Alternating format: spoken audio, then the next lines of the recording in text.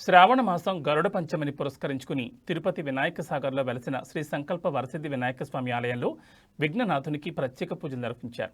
ముందుగా స్వామివారికి అభిషేకం నిర్వహించి అనంతరం శోభాయమానంగా అలంకరించారు. నైవేద్యం సమర్పించి భక్తులకు దర్శన భాగ్యం కల్పించారు. ఈ సందర్భంగా ఆలయ పండితులు మాట్లాడుతూ హైందవ సంస్కృతిలో పశుపక్షాదులను కూడా దైవ స్వరూపాలుగా భావించి పూజించడం జరుగుతుందని వివరించారు. నేడు గరుడ పంచమి, నాగపంచమి రోజున మా విష్ణువుకు అత్యంత సన్నిహితులైన పాముని, గరుత్మంతుని పూజించడం సకల శుభాలకు నాంది అని పేర్కొన్నారు. ఈ కార్యక్రమంలో పండితులు సురేష్ స్వామి, ధర్మకర్త కొండై చంగారెడ్డి, సభ్యులు గుండాల గోపినాథ్, తొండమనాటి సుబ్రహ్మణ్యం రెడ్డి, కృష్ణారావు, భాగ్యలక్ష్మి, కళ్యాణి, ఉదయ్ తదితరులు పాల్గొన్నారు.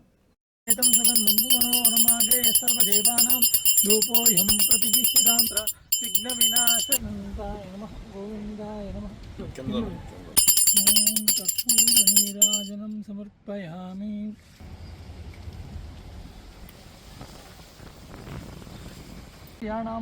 సంభవితాం సంభవి ప్రకారేణ ఇష్టదేవత కులదేవతానుగ్రహ.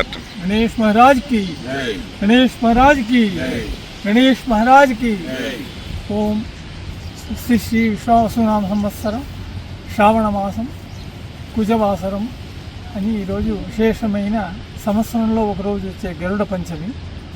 అంటే గరుడ వాహనానికి విశేషం మన స్వామికి ఈరోజు విశేషంగా గరుడ వాహనం, గరుడ పంచమి. మామూలుగా వచ్చేది పంచమి వస్తుంది అంతే, పంచమి, షష్ఠి, సప్తమి. ఇది విశేషమైన గరుడ పంచమి.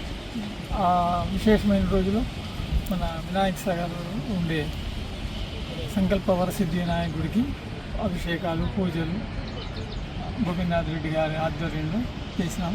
అందరికీ ఒక్కొక్క సంకటం, ఆస్తి, అంతస్తు, ఐశ్వర్యం, సంతతి అన్నీ ఉండాలి. ఒక్కొక్క సంకటాన్ని తీర్చే మన వినాయకుడు మొక్కుకుంటే చాలా మందికి జరుగుతుంది.